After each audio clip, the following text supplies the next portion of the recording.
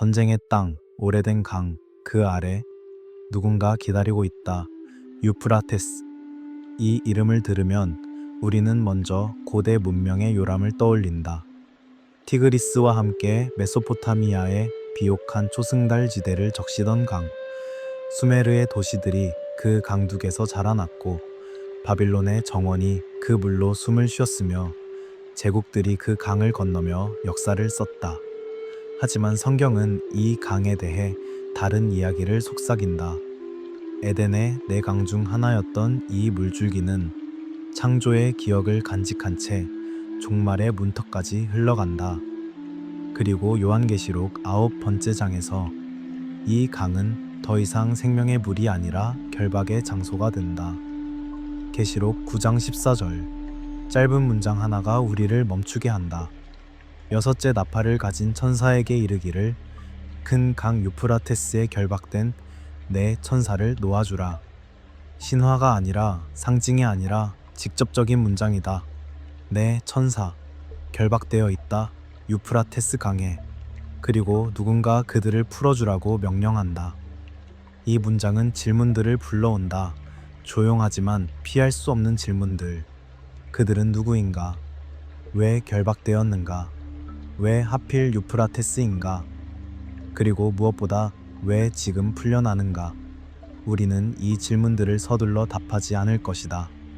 대신 천천히, 마치 강물이 지층을 드러내듯 성경 본문의 결을 따라가 보려 한다. 계시록은 무작위한 환상의 나열이 아니다. 그것은 정교하게 직조된 테피스트리다.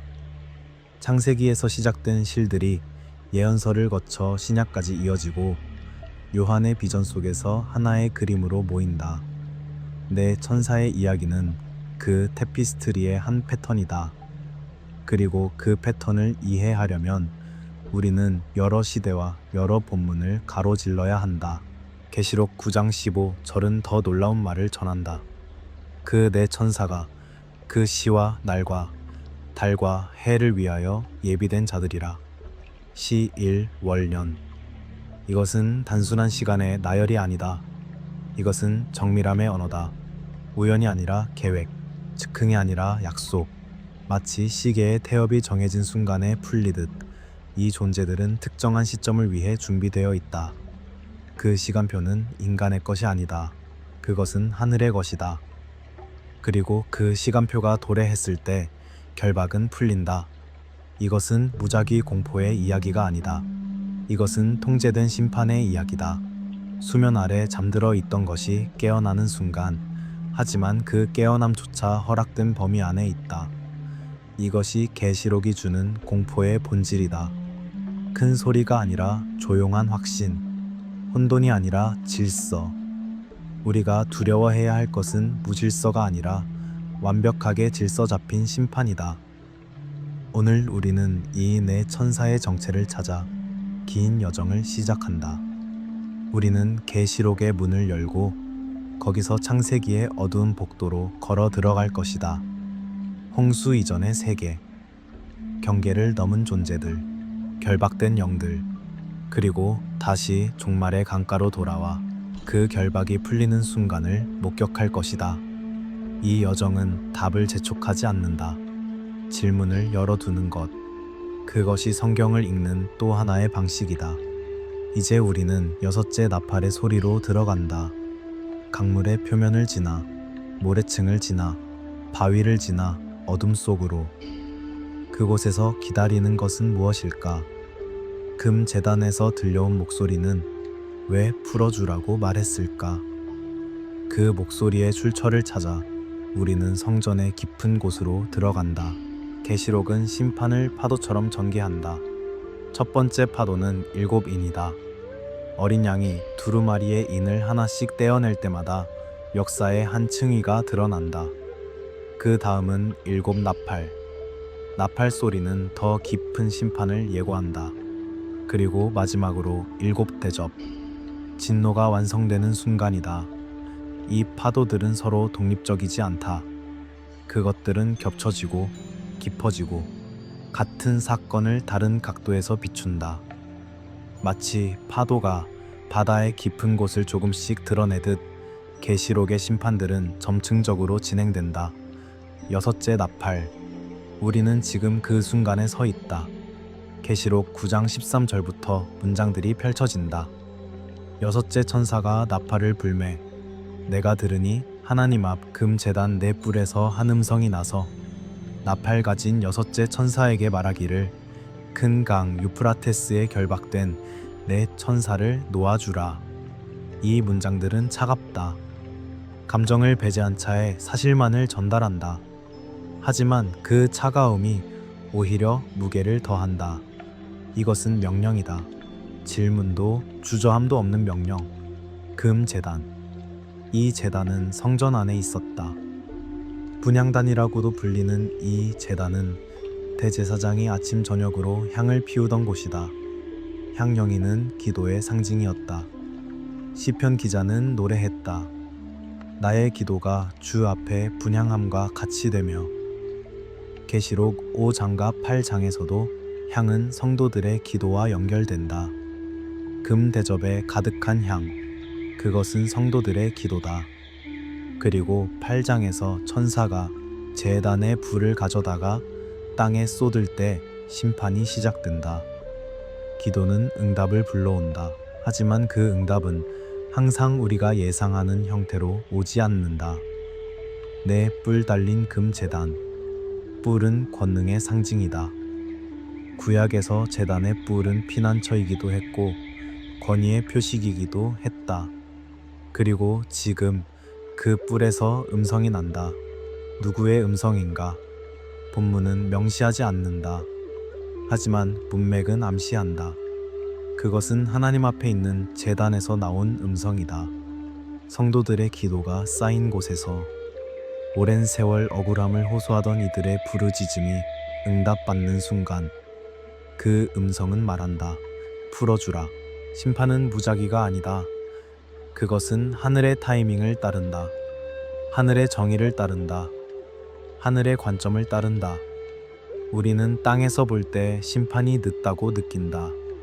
왜 악이 번성하는가? 왜 의로운 자가 고통받는가? 왜 응답이 오지 않는가?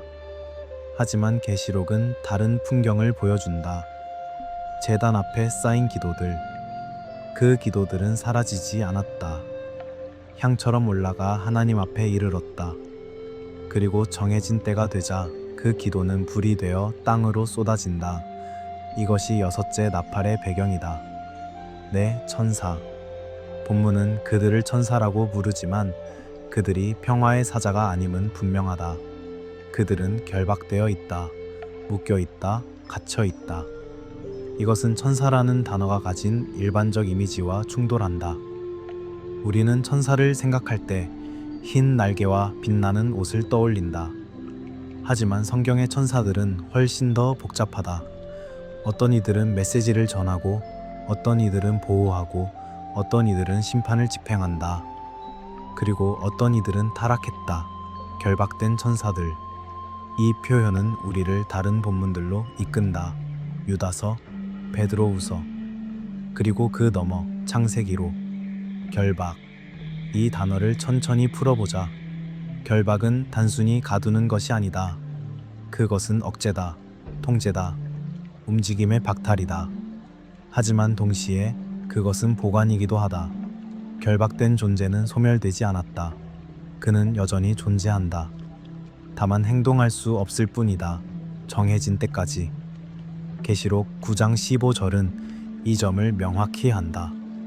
그 네 천사가 그 시와 날과 달과 해를 위하여 예비된 자들이라. 예비되었다. 준비되었다. 이것은 군사적 언어다. 대기 중인 군대, 명령을 기다리는 병사들. 그들은 임의로 움직이지 않는다. 신호를 기다린다. 시와 날과 달과 해. 이 네 단위는 시간의 모든 척도를 포괄한다. 가장 작은 단위에서 가장 큰 단위까지. 1시간, 하루, 한 달, 1년. 이것은 정밀함의 극치다. 우주의 시계는 초 단위로 작동하지 않는다. 그것은 영원의 관점에서 움직인다. 하지만 그 영원 안에서도 특정한 순간이 있다. 그 순간에 결박은 풀린다. 마치 이집트 10번째 재앙이 정확히 한밤중에 임했듯이, 마치 예수님이 정해진 때가 차마의 세상에 오셨듯이, 마치 오순절 성령이 때가 이름에 강림하셨듯이. 하나님의 시간표는 우리의 시간표와 다르지만 그것은 분명하고 확실하다. 내 천사를 풀어주라. 이 명령은 탈옥이 아니다. 이것은 허락이다. 통제된 해방이다. 우리는 여기서 중요한 신학적 원리를 발견한다. 악한 세력조차 하나님의 주권 아래 있다. 그들은 허락 없이 움직일 수 없다. 욥기를 생각해보라. 사탄은 욥을 치기 전에 하나님께 허락을 구해야 했다. 그리고 허락받은 범위 안에서만 행동할 수 있었다. 복음서의 귀신들도 예수님께 간청했다. 우리를 돼지떼에게 들어가게 허락해달라고. 허락, 이것이 핵심이다. 계시록의 네 천사도 마찬가지다. 그들이 아무리 강력하다 해도 그들은 풀려나기 전까지 움직일 수 없다. 그리고 풀려난 후에도 그들은 정해진 목적 안에서만 행동한다. 하나님은 왜 어떤 천사는 묶어두는가? 이 질문은 우리를 더 깊은 과거로 데려간다. 홍수 이전, 세상이 아직 젊었고 경계가 뚜렷했던 시대. 그러나 그 경계가 무너지기 시작했던 때, 창세기 6장, 그 짧은 구절들이 우리를 기다리고 있다. 비가 오기 전 공기가 바뀐다. 습도가 높아지고 바람이 잠잠해지며 하늘이 어두워진다. 모든 것이 임박한 폭풍을 예감한다. 창세기 6장은 그런 공기를 담고 있다. 홍수 직전의 공기, 세상이 돌이킬 수 없는 선을 넘어버린 순간의 공기. 이 장은 짧다. 고작 몇 절에 불과하다. 하지만 그 안에 담긴 무게는 엄청나다. 왜냐하면 여기서 하나님은 결정을 내리시기 때문이다. 세상을 쓸어버리겠다 하는 결정을. 창세기 6장 1절에서 4절. 사람이 땅 위에 번성하기 시작할 때에 그들에게서 딸들이 나니 하나님의 아들들이 사람의 딸들의 아름다움을 보고 자기들이 좋아하는 모든 여자를 아내로 삼는지라. 여호와께서 이르시되 나의 영이 영원히 사람과 함께하지 아니하리니 이는 그들이 육신이 됨이라. 그러나 그들의 날은 120년이 되리라. 당시에 땅에는 네피림이 있었고 그 후에도 하나님의 아들들이 사람의 딸들에게로 들어와 자식을 낳았으니 그들은 용사라. 옛날에 명성이 있는 사람들이었더라. 이 구절들은 수천 년 동안 해석자들을 괴롭혔다. 하나님의 아들들, 이들은 누구인가? 크게 두 갈래의 해석이 존재한다. 첫 번째는 천상 존재 해석이다. 하나님의 아들들이란 천사적 존재들이며 그들이 인간 여성들과 결합했다는 것이다. 이 해석은 고대 유대 전승에서 널리 받아들여졌고 에녹서와 같은 문헌들이 이 이야기를 확장했다. 두 번째는 인간 해석이다. 하나님의 아들들이란 경건한 셋의 후손들이거나 혹은 권력을 가진 지배층 왕들이라는 것이다. 그들이 평범한 여성들을 취했고 그로 인해 타락이 가속화되었다는 설명이다. 우리는 여기서 어느 한쪽을 확정하지 않는다. 하지만 본문의 흐름을 따를 때 첫 번째 해석이 계시록에 결박된 천사들과 더 자연스럽게 연결된다는 점은 주목할 만하다. 왜냐하면 신약의 두 서신 유다서와 베드로후서가 이 사건을 언급하며 결박이라는 단어를 사용하기 때문이다. 그 연결고리를 우리는 곧 살펴볼 것이다. 지금은 창세기 본문 자체에 머물러 보자. 네피림. 이 단어는 히브리어로 떨어진 자 혹은 거인을 의미한다고 전해진다. 본문은 그들을 용사, 명성 있는 자라고 부른다. 하지만 문맥상 이것은 칭찬이 아니다. 그들은 폭력의 상징이다. 창세기 6장 5절은 바로 이어서 말한다. 여호와께서 사람의 죄악이 세상에 가득함과 그의 마음으로 생각하는 모든 계획이 항상 악할 뿐임을 보시고. 가득함, 항상, 모든. 이 단어들은 총체적 타락을 가리킨다. 네피림의 시대는 폭력의 시대였다. 힘이 정의를 대신했고 명성이 도덕을 삼켰다. 여기서 우리는 중요한 주제를 발견한다. 경계 위반. 하나님의 아들들이 사람의 딸들에게 들어갔다는 표현. 이것은 창조 질서의 혼합을 암시한다. 하늘과 땅, 영과 육, 신적 영역과 인간 영역. 그 사이에는 경계가 있었다. 하지만 그 경계가 무너졌다. 유다서는 이를 처소를 떠났다는 말로 표현한다. 정해진 자리를 이탈했다는 것이다. 이것은 단순한 도덕적 타락이 아니다. 이것은 존재론적 반역이다. 질서 자체에 대한 도전이다. 홍수는 그 반역에 대한 응답이었다. 창세기 6장 6절에서 7절. 여호와께서 사람을 지으셨음을 한탄하사 마음에 근심하시고 이르시되 내가 창조한 사람을 땅 위에서 쓸어버리되 사람으로부터 가축과 기는 것과 공중의 새까지 그리하리니 이는 내가 그것들을 지었음을 한탄함이라. 한탄, 근심, 이 단어들은 무겁다.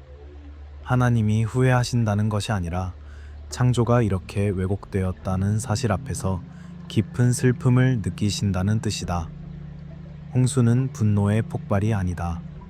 그것은 리셋이다. 망가진 세계를 지우고 노아라는 한 의인을 통해 다시 시작하는 것이다. 하지만 홍수 이후에도 모든 것이 해결되지는 않았다. 네피림은 홍수 후에도 언급된다. 민수기 13장에서 가나안 땅을 정탐한 자들이 보고한다. 거기서 네피림의 후손인 아낙 자손의 거인들을 보았다고. 이것은 무엇을 의미하는가? 어떤 이들은 네피림이 홍수에서 살아남았다고 주장하지만 본문은 그렇게 말하지 않는다. 오히려 네피림이라는 이름이 거인족을 가리키는 일반 명사처럼 사용되었을 가능성이 크다. 중요한 것은 홍수 이전에 있었던 경계 위반의 패턴이 인류 역사 속에서 계속 반복된다는 점이다. 거인들, 폭력, 타락, 우상숭배, 이 모든 것이 다시 나타난다. 창세기는 그 후의 이야기를 자세히 다루지 않는다. 하나님의 아들들에게 무슨 일이 일어났는지, 그들이 어떻게 처리되었는지 명확히 밝히지 않는다. 하지만 침묵은 끝이 아니다. 성경은 여러 곳에서 흩어진 조각들을 남겨두었고 신약시대의 저자들은 그 조각들을 주워 모았다. 유다서와 베드로후서. 그 짧은 편지들 안에서 우리는 결박이라는 단어를 다시 만난다. 창세기의 빈틈을 메우는 문장들. 이제 우리는 그곳으로 간다. 모든 타락한 연기 떠돌아다니는 것은 아니다. 이것은 중요한 사실이다. 복음서를 읽으면 귀신들이 사람을 괴롭히고 예수님께 쫓겨나며 떠돌아다니는 모습이 나온다. 그들은 움직일 자유가 있다. 제한적이긴 하지만 그들은 활동한다. 하지만 신약의 두 서신은 다른 부류의 존재들을 언급한다. 움직이지 못하는 존재들, 갇혀있는 존재들, 결박된 천사들. 유다서 1장 6절. 또 자기 지위를 지키지 아니하고 자기 처소를 떠난 천사들을 큰 날의 심판까지 영원한 결박으로 흑암에 가두셨으며. 이 문장은 간결하지만 명확하다. 세 가지 요소가 있다. 첫째, 처소 이탈. 천사들이 자기 지위를 지키지 않았다. 그들은 정해진 자리를 떠났다. 이것은 반역이다. 창조 질서에 대한 도전이다. 둘째, 결박. 그들은 자유롭지 않다. 영원한 결박 안에 있다. 움직일 수 없다. 셋째, 시간 한계. 그 결박은 큰 날의 심판까지다. 즉, 이것은 임시 조치다. 최종 심판이 아니라 그때까지의 억제다. 영원한 결박. 이 표현을 곱씹어 보자. 영원하다는 것은 끝이 없다는 뜻이지만 동시에 큰 날까지라는 한계가 있다. 이것은 모순처럼 보이지만 실제로는 시간의 두 층위를 가리킨다. 인간의 시간 안에서 보면 그 결박은 영원처럼 느껴진다. 수천 년, 헤아릴 수 없는 세월. 하지만 하나님의 시간 안에서 보면 그것은 정해진 기한을 가진 임시 상태다. 큰 날, 최후의 심판. 그날이 오면 결박된 자들도 최종 판결을 받는다. 하지만 그 전까지 그들은 흑암 속에 갇혀 있다. 흑암, 빛이 없는 곳, 소리가 없는 곳, 시간이 멈춘 듯한 곳. 이것은 물리적 장소라기보다 존재의 상태를 묘사하는 언어일 수 있다. 결박된 영들은 보이지 않는 감옥에 있다. 그들은 세상과 단절되어 있다. 그들의 힘은 봉인되어 있다. 그들은 기다린다. 억지로, 원하지 않지만 큰 날까지. 베드로후서 2장 4절은 같은 주제를 다른 각도에서 조명한다.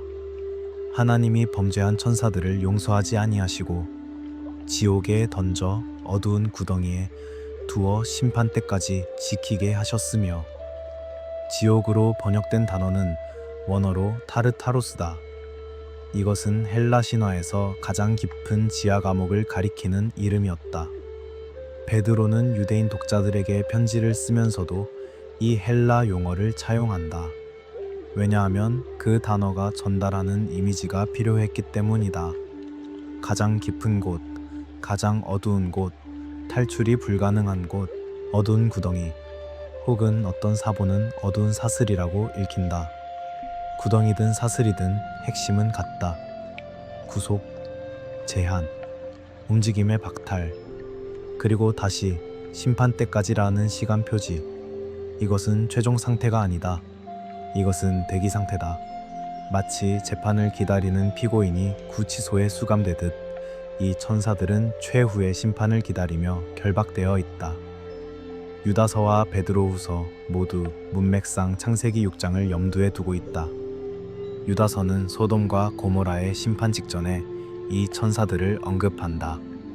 베드로후서는 노아의 홍수 이야기, 바로 앞에 이들을 배치한다. 이것은 우연이 아니다. 두 저자 모두 고대의 심판 사례들을 나열하며 결박된 천사들을 그 목록에 포함시킨다. 홍수 이전에 무슨 일이 있었는가? 경계 위반, 타락, 폭력, 그리고 하나님의 개입. 그 개입의 한 형태가 결박이었다. 여기서 세 본문이 하나의 선으로 이어진다. 창세기 6장의 경계 위반, 유다서와 베드로후서의 결박, 그리고 계시록 9장에 결박된 네 천사. 이들이 정확히 같은 존재들인지 아니면 같은 범주의 다른 개체들인지는 본문이 명시하지 않는다. 하지만 패턴은 분명하다.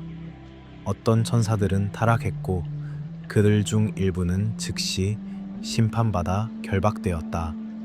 그들은 큰 날까지 억제된 상태로 보관되어 있다. 그리고 계시록은 그 억제가 특정 시점에 부분적으로 해제되는 순간을 보여준다. 예약된 심판. 이 개념은 성경 전반에 걸쳐 나타난다. 하나님은 즉각적으로 모든 것을 처리하지 않으신다. 그분은 기다리신다. 인내하신다. 기회를 주신다.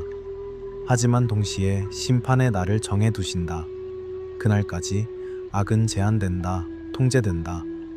완전히 소멸되지는 않지만 완전히 자유롭지도 않다. 이것이 우리가 사는 세계의 현실이다. 이미 심판받았으나 아직 집행되지 않은 존재들, 이미 패배했으나 아직 제거되지 않은 세력들, 그들은 정해진 때까지 제 자리에 묶여 있다. 그렇다면 그 감옥은 어디에 있는가? 왜 계시록은 유프라테스를 언급하는가? 이 강은 단순한 지리적 위치 이상의 의미를 지닌다. 우리는 이제 그 강의 역사를 따라가야 한다. 에덴에서 시작해 바벨론까지, 생명의 강에서 심판의 경계로. 유프라테스는 성경이 반복해서 그어온 선이다. 그 선이 열리면 무엇이 넘어오는가? 에덴에는 4개의 강이 흘렀다. 창세기 2장 10절에서 14절. 강이 에덴에서 흘러나와 동산을 적시고 거기서부터 갈라져 네 근원이 되었으니, 첫째의 이름은 비손이요, 둘째 강의 이름은 기온이요, 셋째 강의 이름은 히데게린이 아수르 동쪽으로 흘렀으며 넷째 강은 유프라테스더라. 유프라테스. 네 강 중 마지막으로 언급되지만 가장 잘 알려진 이름이다. 왜냐하면 이 강은 에덴을 넘어 성경 전체를 관통하기 때문이다. 처음에 유프라테스는 생명의 물이었다. 에덴 동산을 적시던 네 강 중 하나. 창조의 풍요로움을 상징하는 흐름. 하지만 에덴이 닫힌 후 이 강은 다른 의미를 얻는다. 그것은 경계가 된다. 분리선, 안과 박, 약속과 위협, 하나님의 백성과 제국들. 아브라함에게 주어진 언약을 보라. 창세기 15장 18절. 그 날에 여호와께서 아브라함과 더불어 언약을 맺어 이르시되 내가 이 땅을 애굽 강에서부터 그 큰 강 유프라테스까지 내 자손에게 주노니. 유프라테스는 약속의 땅의 북동쪽 경계가 된다. 가장 먼 외곽선. 이스라엘의 영토는 여기까지 확장될 것이다. 다윗과 솔로몬 시대에 이 약속은 부분적으로 성취되었다. 그들의 영향력은 유프라테스까지 미쳤다. 하지만 그것은 오래가지 못했다. 왕국은 분열되었고 제국들이 일어났다. 유프라테스는 위협의 통로가 되었다. 아수르 제국은 그 강 유역에서 세력을 키웠다. 북쪽에서 내려와 이스라엘을 위협했다. 기원전 722년 아수르는 북이스라엘을 멸망시켰다. 백성들을 포로로 끌고 갔다. 그리고 그보다 더 강력한 제국이 뒤를 이었다. 바벨론, 유프라테스 강가에 세워진 도시, 느부갓네살의 도시, 공중 정원의 도시, 그리고 포로의 도시. 예언서들은 유프라테스를 심판의 무대로 그린다. 예레미야 46장. 북쪽 유프라테스 강가에서 애굽 군대가 패배하는 모습. 이사야 8장. 아수르 왕이 유프라테스의 모든 물을 끌어와 유다를 침범하는 이미지. 강은 더 이상 생명을 주는 물이 아니다. 그것은 쏟아지는 심판이다. 넘쳐 흐르는 재앙이다. 바벨론 포로기. 유다의 남은 자들이 유프라테스를 건너 끌려갔다. 시편 137편. 바벨론 강가, 곧 그 여러 강가에서 우리가 앉아서 시온을 기억하며 울었도다. 그 강은 고향과의 분리를 의미했다. 성전과의 단절을 의미했다. 하나님의 임재로부터의 거리를 의미했다. 유프라테스는 슬픔의 강이 되었다. 하지만 예언은 돌아옴도 말했다. 이사야 11장 15절. 여호와께서 애굽 해변을 쳐서 말리시고 그의 손을 유프라테스 강 위에 흔들어 뜨거운 바람을 일으켜서 그 강을 쳐 7갈래로 나누어 신을 신고 건너가게 하실 것이라. 강이 마른다. 길이 열린다. 백성이 돌아온다. 새 출애굽의 이미지. 홍해가 갈라졌듯 유프라테스도 갈라질 것이다. 장애물이 제거되고 귀환의 길이 만들어질 것이다. 계시록은 이 이미지를 다시 사용한다. 계시록 16장 12절. 여섯째 천사가 그 대접을 큰 강 유프라테스에 쏟음에 강물이 말라서 동방에서 오는 왕들의 길이 예비되더라. 여기서도 강이 마른다. 하지만 이번에는 귀환이 아니라 침략의 길이다. 동방의 왕들, 땅 끝에서 모여드는 세력들, 아마겟돈 전쟁을 향한 집결. 유프라테스는 다시 한번 경계선이 된다. 그 경계가 열릴 때 마지막 대결이 시작된다. 계시록 9장과 16장. 두 본문 모두 유프라테스를 언급한다. 하나는 결박된 네 천사가 풀려나는 장면이고 다른 하나는 강이 말라 길이 열리는 장면이다. 두 장면은 다르지만 같은 상징을 공유한다. 유프라테스는 통로다. 닫혀 있을 때는 보호막이지만 열릴 때는 위협의 통로가 된다. 결박이 풀리는 것, 강이 마르는 것, 둘 다 같은 의미를 가진다. 억제가 해제되는 순간 유프라테스는 단순한 강이 아니다. 그것은 성경이 반복해서 그어온 선이다.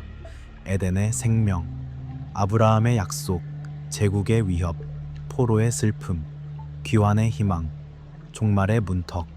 이 모든 이미지가 한 강 위에 겹쳐져 있다. 그리고 요한은 이 강을 결박의 장소로 지목한다. 왜인가? 아마도 이 강이 성경 역사 전체에서 영적 전쟁의 전선이었기 때문일 것이다. 보이는 제국과 보이지 않는 권세가 만나는 지점, 땅의 지리와 하늘의 싸움이 교차하는 지점. 그렇다면 우리는 이제 더 깊은 질문을 던져야 한다. 유프라테스 지역과 연결된 영적 권세들이 있는가? 성경은 제국들 뒤에 보이지 않는 군주들이 있음을 암시하는가? 우리는 전승의 세계로 들어간다. 조심스럽게. 하지만 외면할 수 없이. 여기서부터는 성경 본문 밖 유대 전승이 등장한다. 우리는 이를 교리의 기둥이 아니라 당시 독자들의 상상 지도로 다룬다. 전승은 정경이 아니다. 하지만 전승은 정경을 읽던 사람들의 사고방식을 보여준다. 그들이 무엇을 궁금해했는지, 어떤 이야기로 빈틈을 채웠는지, 어떤 두려움을 품었는지. 이것을 아는 것은 성경 본문을 더 깊이 이해하는 데 도움이 된다. 에녹서, 정확히는 에녹일서라고 불리는 이 문헌은 기원전 3세기에서 1세기 사이에 유대 공동체에서 유통되었다. 에녹서는 창세기 6장의 짧은 이야기를 확장한다.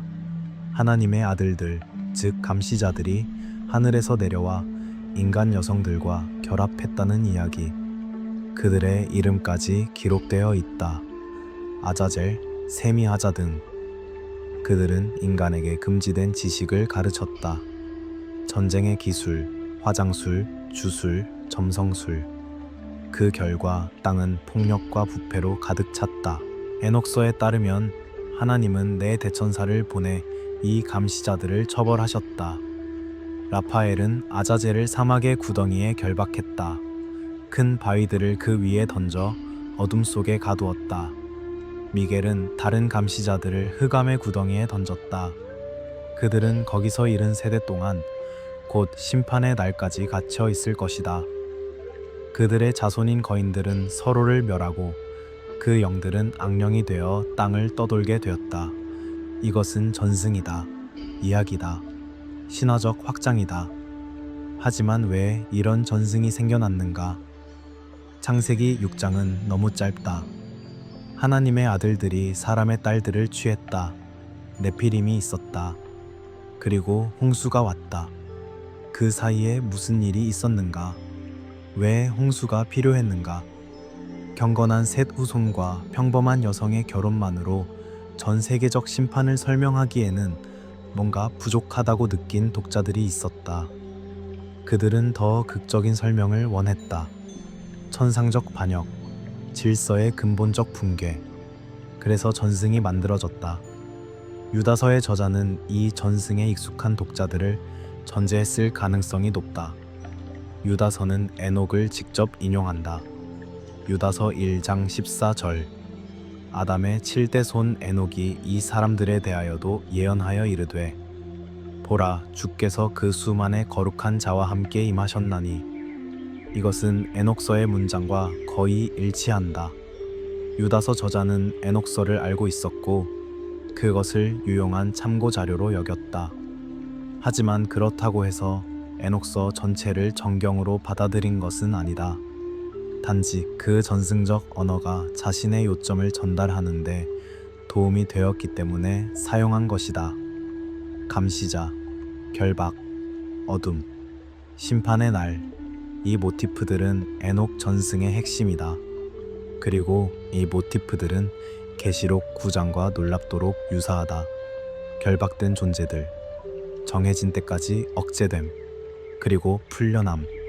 차이가 있다면 계시록은 내 천사를 언급하고 에녹서는 더 많은 수를 다룬다는 점이다. 왜 4명인가? 3가지 가능성이 있다.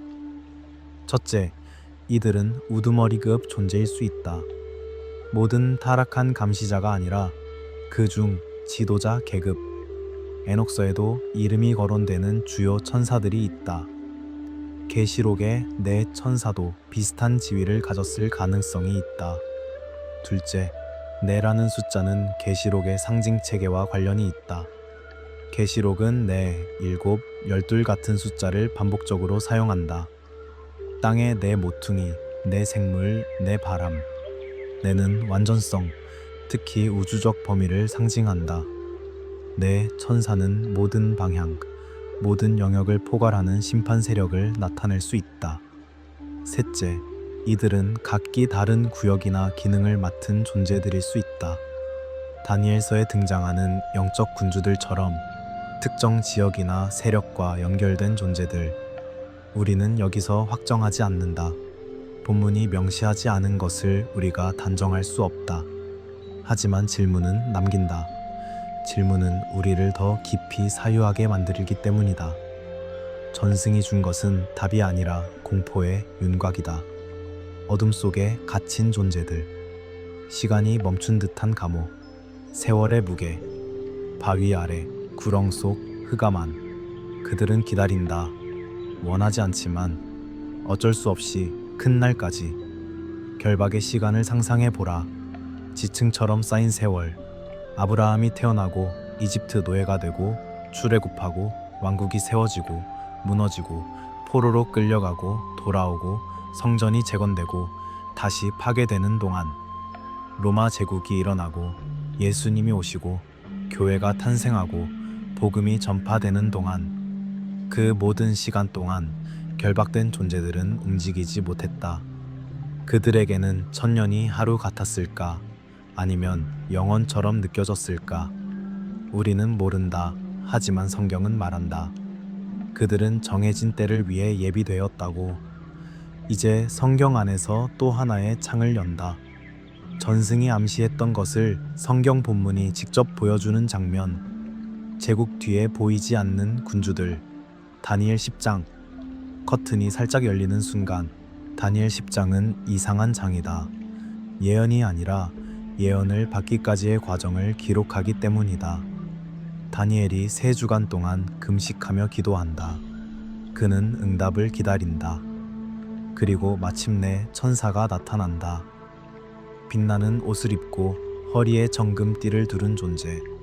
그의 얼굴은 번개 같고 눈은 횃불 같으며 팔과 발은 빛나는 놋 같고 말소리는 무리의 소리 같다. 다니엘은 그 광경 앞에 엎드러진다. 천사가 말한다. 다니엘아, 두려워하지 말라. 네가 깨달으려 하여 내 하나님 앞에 스스로 겸비하게 하기로 결심한 첫날부터 내 말이 들으신 바 되었으므로 내가 내 말로 말미암아 왔느니라. 그러나 페르시아 왕국의 군주가 21일 동안 나를 막았으므로 내가 거기 페르시아 왕국의 왕들과 함께 머물러 있더니 천사장 중 하나인 미가엘이 와서 나를 도왔느니라. 페르시아 왕국의 군주, 이것은 누구인가? 본문은 명확히 한다. 이것은 인간 왕이 아니다. 이것은 영적 존재다. 왜냐하면 천사가 그와 싸웠기 때문이다. 천사가 인간과 싸울 이유는 없다. 이것은 보이지 않는 전쟁이다. 하늘에서 벌어지는 저항. 하나님의 천사가 다니엘에게 응답을 가지고 오는 길을 막는 존재. 페르시아 제국 뒤에 있는 영적 권세. 나중에 천사가 말한다. 이제 내가 돌아가서 페르시아 군주와 싸우리라. 내가 나간 후에는 헬라의 군주가 이를 것이라. 헬라의 군주. 또 다른 영적 권세. 제국이 바뀔 때 그 뒤에 영적 세력도 바뀐다는 암시. 이것은 무엇을 의미하는가? 땅의 정치적 권력 뒤에 하늘의 영적 권력이 있다는 것이다. 보이는 전쟁 뒤에 보이지 않는 전쟁이 있다는 것이다. 에베소서 6장 12절이 이를 확증한다. 우리의 씨름은 혈과 육을 상대하는 것이 아니요 통치자들과 권세들과 이 어둠의 세상 주관자들과 하늘에 있는 악의 영들을 상대함이라. 통치자들, 권세들, 주관자들, 이것은 계급을 암시한다. 악한 영들 사이에도 서열이 있다.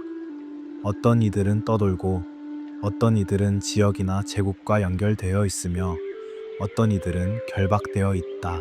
왜 어떤 영은 떠돌고 어떤 영은 묶였는가? 이 질문을 다시 떠올려 보자. 힘의 차이 때문일까? 아니다. 결박된 존재들이 약해서 묶인 것이 아니다. 오히려 그들이 너무 위험해서 혹은 그들의 역할이 특정 시점까지 유보되어야 했기 때문에 묶였을 가능성이 크다. 계시록 9장의 내 천사는 정해진 때를 위해 준비되었다. 그들은 대기 중인 무기다. 보관된 심판이다. 유프라테스 지역, 메소포타미아. 이곳은 문명의 요람이었지만 동시에 바벨의 상징이기도 하다. 바벨탑이 세워진 곳, 하늘에 닿으려 했던 인간 교만의 현장, 그 교만이 언어의 혼란으로 심판받은 곳, 그리고 그 후 바빌론이라는 이름으로 제국이 일어난 곳, 느부갓네살의 금신상, 하나님의 백성을 포로로 잡은 도시, 계시록에서 큰 바벨론으로 상징되는 타락한 권력의 원형. 만약 특정 장소가 영적으로 중요한 의미를 가진다면 유프라테스는 그런 장소 중 하나다. 에덴에서 시작했지만 타락 이후 반역의 중심지가 되었다. 제국들이 일어나 하나님을 대적했다. 우상이 세워졌다. 권력이 신격화되었다. 이런 곳에 영적 권세들이 집중되어 있었다 해도 이상하지 않다. 그리고 그 중 가장 위험한 존재들이 결박되어 있었다 해도. 성경은 어떤 장소를 단순한 지리 이상으로 다룬다. 예루살렘은 하나님의 임재의 장소다. 신의 산은 계시의 산이다. 골고다는 구원의 언덕이다. 올리브산은 재림의 약속 장소다. 장소는 의미를 담는다. 역사를 기억한다. 그렇다면 유프라테스도 마찬가지다. 이 강은 성경 역사 전체에서 영적 전선이었다. 약속과 위협의 경계, 하나님의 백성과 제국들의 충돌 지점, 그리고 종말에 그 경계가 열린다. 결박이 풀린다. 억제가 해제된다. 풀려난 내 존재 뒤로 상상 불가능한 숫자가 들려온다. 요한이 말한다. 그 수를 내가 들었노라. 2억. 이것은 숫자를 본 것이 아니라 들은 것이다. 귀로 전달받은 규모. 우리는 이제 그 군대를 마주해야 한다. 나는 그 수를 들었다. 계시록 9장 16절. 이 문장은 기이하다. 요한은 환상 속에서 많은 것을 본다. 보좌, 어린 양, 짐승, 천사들. 하지만 이 군대는 본 것이 아니라 들었다. 마 병대의 수가 2만만이니 내가 그들의 수를 들었노라. 2만만, 두 번만, 즉 2억이다. 시각이 아니라 청각으로 전달된 숫자. 왜인가? 아마도 그 규모가 시각적으로 표현 불가능했기 때문일 것이다. 2억이라는 숫자를 눈으로 세는 것은 불가능하다. 요한 시대에 알려진 어떤 군대도 그런 규모가 아니었다. 로마 제국 전체 군대가 수십만 수준이었다. 2억은 상상을 초월한다. 그래서 요한은 들었다고 말한다. 누군가, 아마도 천사가 그 숫자를 알려주었다. 그리고 요한은 그것을 기록했다. 숫자는 공포를 만든다. 규모의 공포. 비교할 수 없는 압도감. 계시록은 의도적으로 이 숫자를 새긴다. 독자들이 그 규모 앞에 멈추게 하기 위해서다. 아무리 강한 방어도 이 숫자 앞에서는 무의미하다. 아무리 용감한 전사도 이 군대 앞에서는 무력하다. 이것은 인간의 싸움이 아니다. 이것은 심판이다. 마병대, 말을 탄 군대. 하지만 이 말들은 보통 말이 아니다. 계시록 9장 17절에서 19절. 이같이 환상 가운데에 그 말들과 그 탄 자들을 보니 불빛과 자주빛과 유황빛 흉갑이 있고 또 말들의 머리는 사자머리 같고 그 입에서는 불과 연기와 유황이 나오더라. 이 세 재앙 곧 그들의 입에서 나오는 불과 연기와 유황로 말미암아 사람 3분의 1이 죽임을 당하니라. 이 말들의 힘은 그 입과 그 꼬리에 있으니 그 꼬리는 뱀 같고 또 머리가 있어 이것으로 해하더라.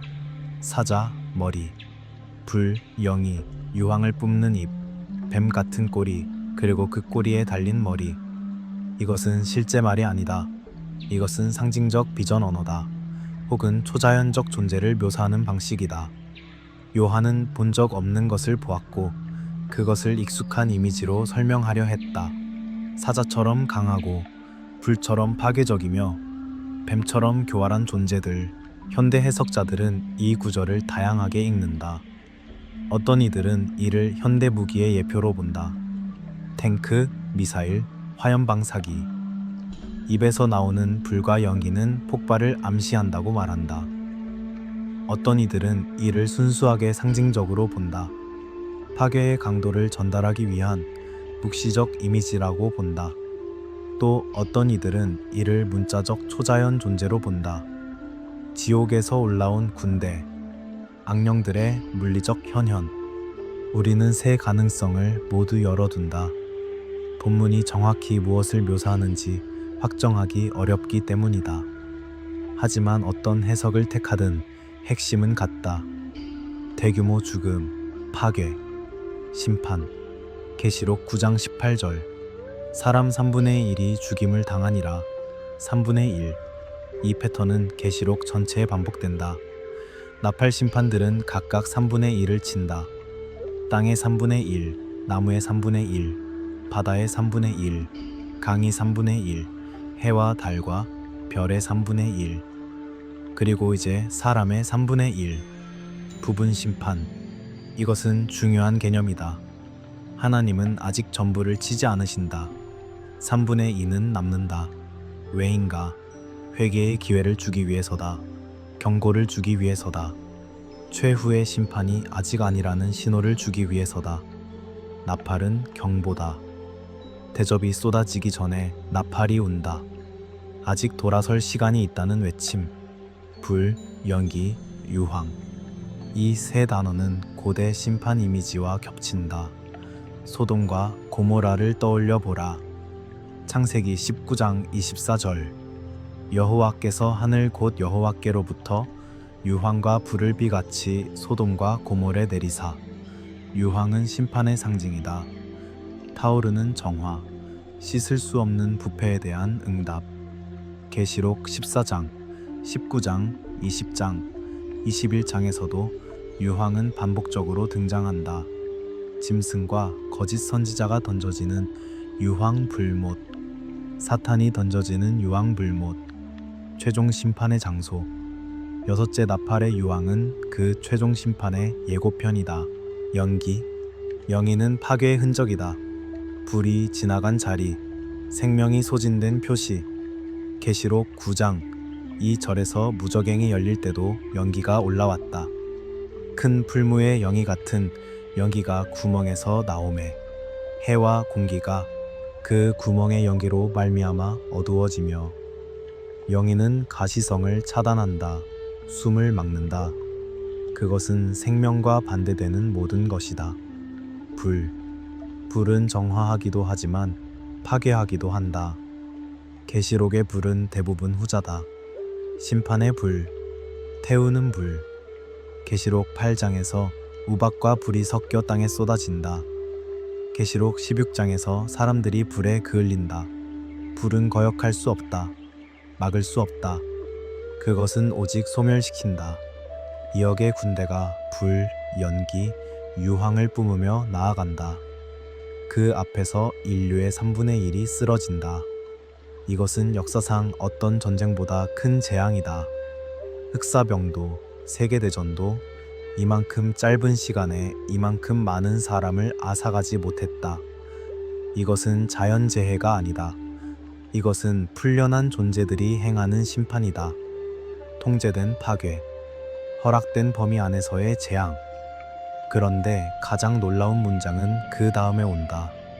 계시록 9장 20절과 21절. 이 재앙에 죽지 않고 남은 사람들은 여전히 그 손으로 행하는 일을 회개하지 아니하고 오히려 여러 귀신과 또 보거나 듣거나 다니거나 하지 못하는 금, 은, 동과 목석의 우상에게 절하고 또 그 살인과 점술과 음행과 도둑질을 회개하지 아니하더라.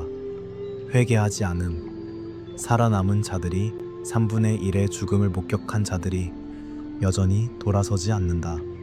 왜인가? 우리는 다음 장으로 넘어간다. 재앙 이후에도 남는 죄의 목록이 펼쳐진다. 귀신 숭배, 우상 숭배, 살인, 점술, 음행, 도둑질. 이것은 단순한 개인 윤리의 문제가 아니다. 이것은 인간 내면의 그림자 전체다. 본문은 이것을 차갑게 열거한다, 감정 없이. 하지만 바로 그 냉정함이 무게를 더한다. 우상. 계시록 9장 20절은 구체적으로 묘사한다.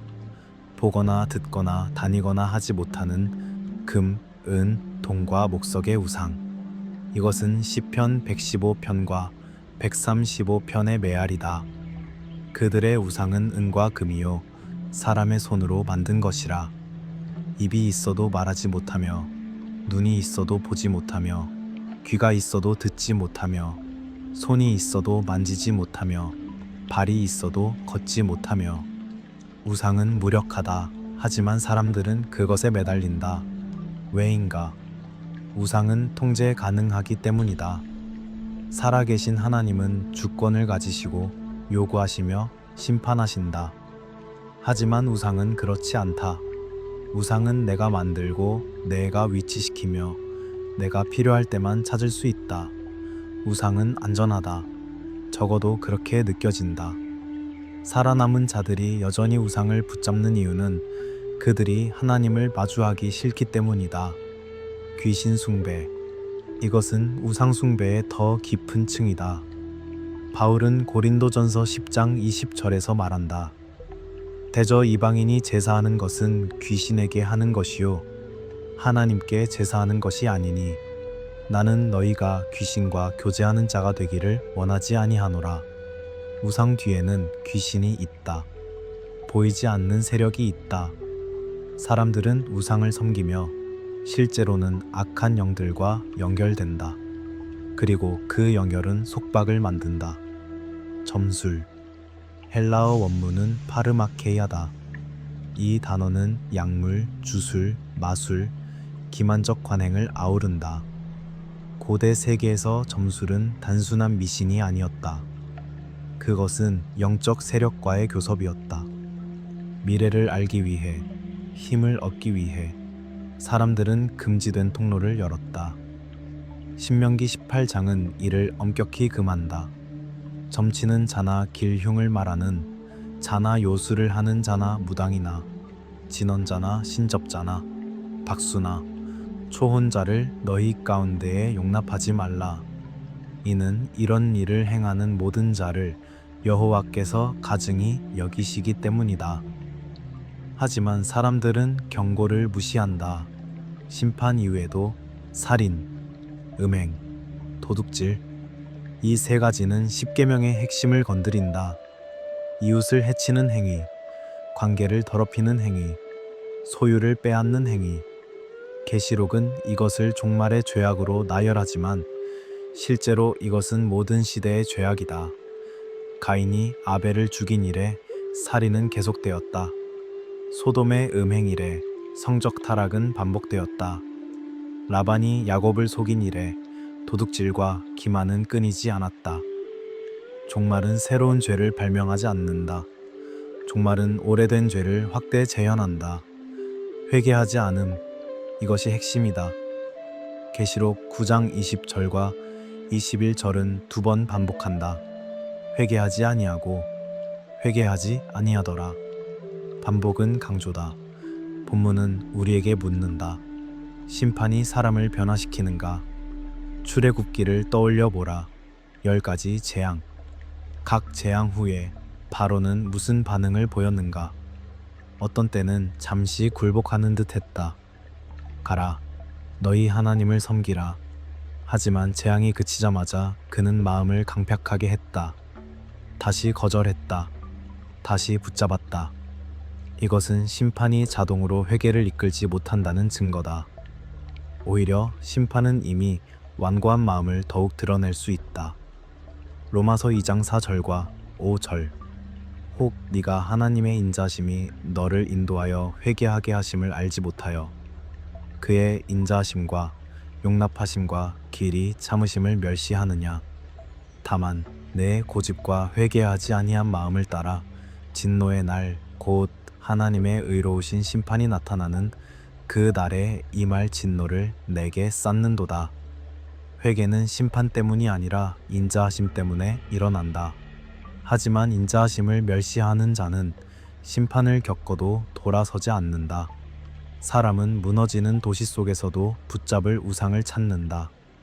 화산이 폭발하는 폼페이에서 사람들은 도망치면서도 금은 보화를 챙겼다. 타이타닉이 가라앉을 때 어떤 이들은 구명보트보다 귀중품을 선택했다.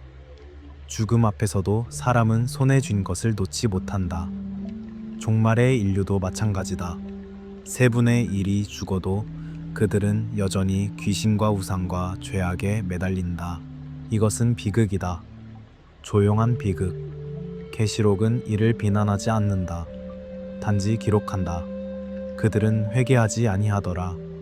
마침표. 이 침묵이 오히려 더 무겁다. 하나님은 기회를 주셨다. 부분 심판을 통해 경고하셨다. 하지만 사람들은 선택했다. 돌아서지 않기로. 그렇다면 하나님은 왜 지금 제거하지 않고 정해진 때 풀어두시는가? 왜 결박하셨는가? 왜 다시 풀어주시는가? 이 질문들이 우리를 마지막 장으로 이끈다. 전능하다면 왜 즉시 멸하지 않고 감옥에 두는가? 이것은 계시록 9장뿐 아니라 성경 전체에 걸친 질문이다. 왜 사탄은 여전히 활동하는가? 왜 악은 번성하는가? 왜 의인은 고난받는가? 왜 심판은 늦는가? 우리는 이 질문을 3가지 렌즈로 살펴본다. 첫째, 정의의 공개성. 심판은 설명 없는 폭발이 아니라 드러나는 판결이다. 하나님은 자신의 행위를 숨기지 않으신다. 그분은 천사들과 사람들 앞에서 심판의 이유를 밝히신다. 욥기를 보라. 사탄이 하나님께 욥을 참소한다. 하나님은 그 참소에 응답하시되 욥을 통해 인간의 신실함을 증명하신다. 이것은 단순히 욥 개인의 시험이 아니다. 이것은 우주적 공개 재판이다. 하늘의 존재들이 보는 앞에서 하나님의 정의와 인간의 선택이 드러난다. 결박도 마찬가지다. 왜 어떤 천사는 즉시 소멸되지 않고 결박되는가? 아마도 그들의 반역과 그에 대한 심판이 증거로 보존되어야 하기 때문일 것이다. 베드로후서 2장 4절은 말한다. 하나님이 범죄한 천사들을 용서하지 아니하시고 지옥에 던져 어두운 구덩이에 두어 심판 때까지 지키게 하셨으며, 심판 때까지 지킨다. 이것은 그들이 최후의 심판에서 공개적으로 판결받을 것임을 암시한다. 그날의 모든 피조물이 볼 것이다. 반역이 무엇이었는지, 심판이 왜 정당한지.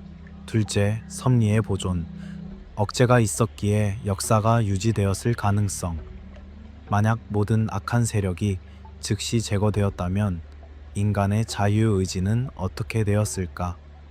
만약 모든 반역의 결과가 즉각 소멸로 이어졌다면 선택의 여지는 남았을까? 하나님은 인간에게 선택할 공간을 주신다. 그리고 그 공간은 위험을 포함한다. 뱀이 에덴에 있었다. 가인이 아벨을 죽일 수 있었다. 바로가 거절할 수 있었다. 유다가 배신할 수 있었다. 이 모든 가능성이 역사를 만들었다. 결박된 존재들도 섭리 안에 있다. 그들은 완전히 자유롭지 않다. 하지만 완전히 소멸되지도 않았다. 그들은 정해진 역할을 위해 보관되어 있다. 계시록 9장 15절. 그 네 천사가 그 시와 날과 달과 해를 위하여 예비된 자들이라. 예비되었다. 이것은 수동태다. 누가 그들을 예비했는가? 하나님이시다. 왜 예비했는가? 사람 3분의 1을 죽이기 위함이라. 이것은 끔찍하게 들린다. 하지만 이것은 무작위 혼돈이 아니다. 이것은 계획된 심판이다. 왜 하나님은 악을 심판 도구로 사용하시는가?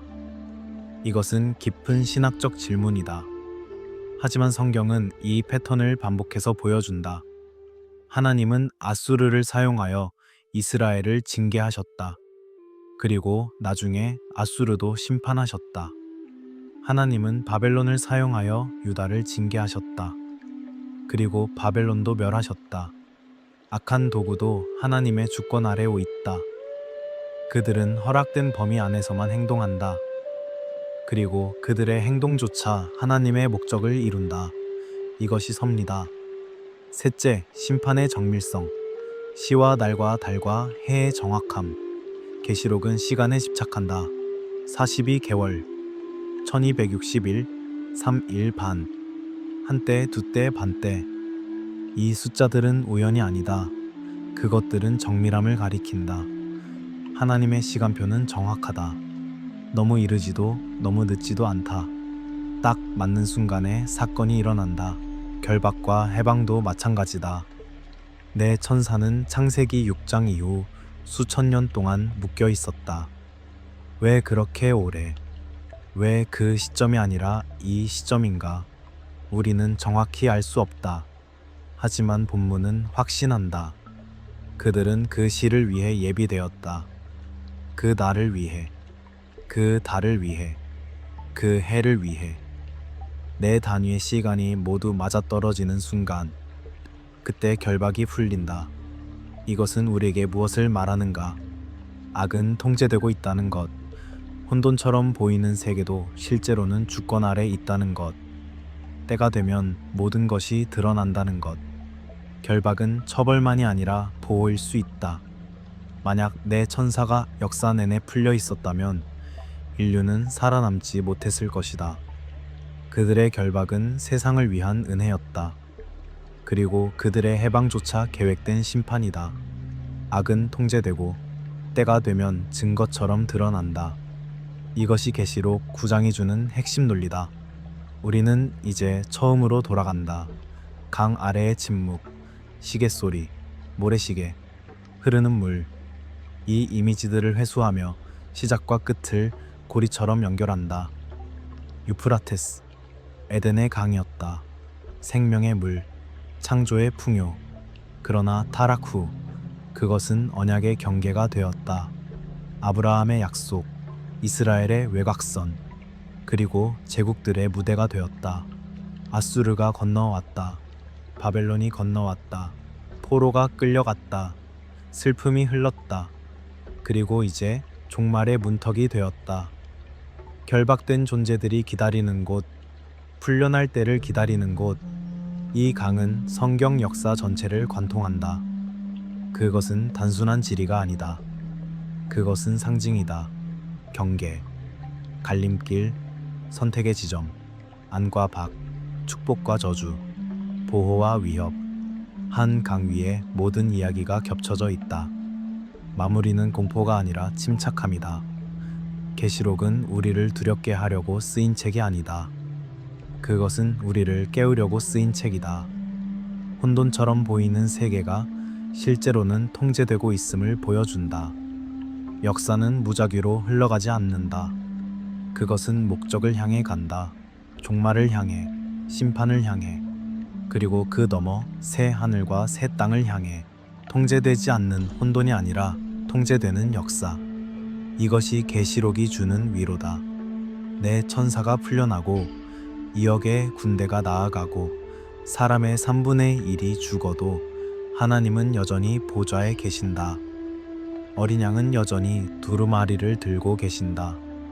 이는 하나씩 떼어지고 나팔은 하나씩 울리며 대접은 하나씩 쏟아진다. 모든 것이 정해진 순서대로. 우리는 예언의 시간표를 계산하려 하지 않는다. 시와 날과 달과 해를 추측하지 않는다. 그것은 우리의 일이 아니다. 사도행전 1장 7절. 때와 시기는 아버지께서 자기의 권한에 두셨으니 너희가 알 바 아니요. 우리의 일은 깨어 있는 것이다. 준비하는 것이다. 마음의 방향을 살피는 것이다. 살아남은 자들은 왜 회개하지 않았는가? 그들은 무엇에 매달렸는가? 우상, 죄악, 거짓 안전. 우리는 어떤가? 우리는 무엇을 붙잡고 있는가? 재앙이 와도 놓지 못할 것이 우리에게 있는가? 우리의 우상은 무엇인가? 우리의 점술은 무엇인가? 우리가 하나님보다 더 신뢰하는 것은 무엇인가? 이것이 계시록의 적용이다. 미래 예측이 아니라 현재의 성찰. 종말의 때표를 맞추는 것이 아니라 지금 내 마음을 살피는 것. 심판은 언젠가 온다. 확실하게. 하지만 그 전에 나는 어떻게 살 것인가? 강물은 흐른다. 유프라테스는 여전히 메소포타미아를 가로지른다. 제국들은 사라졌지만 강은 남아있다. 바벨론의 궁전은 폐허가 되었지만 물은 흐른다. 그리고 결박된 것들은 여전히 침묵한다. 정해진 시간까지, 큰 날까지. 그날이 언제인지 우리는 모른다. 하지만 그날은 온다. 동방의 길이 열릴 것이다. 거짓 기적이 나타날 것이다. 마지막 전쟁이 벌어질 것이다. 하지만 그 모든 것 너머에 어린 양이 서 계신다. 승리하신 어린 양. 일찍이 죽임을 당한 것 같은 어린 양. 그분이 두루마리를 여신다. 그분이 심판을 집행하신다. 그분이 새 하늘과 새 땅을 여신다. 이제 우리는 잠시 눈을 감는다. 강물 소리를 듣는다. 흐르는 물, 영원히 흐르는 물. 에덴에서 시작해 새 예루살렘까지 흐르는 생명수. 계시록 22장 1절.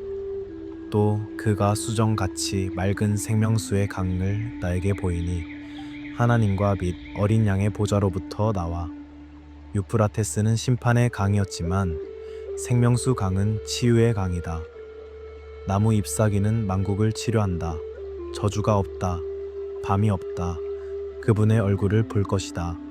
이 이야기는 여기서 끝난다. 하지만 당신의 이야기는 계속된다. 당신은 어디에 서 있는가? 강이 어느 쪽에? 어느 제국 아래? 어느 군주를 섬기고 있는가? 보이는 권력인가?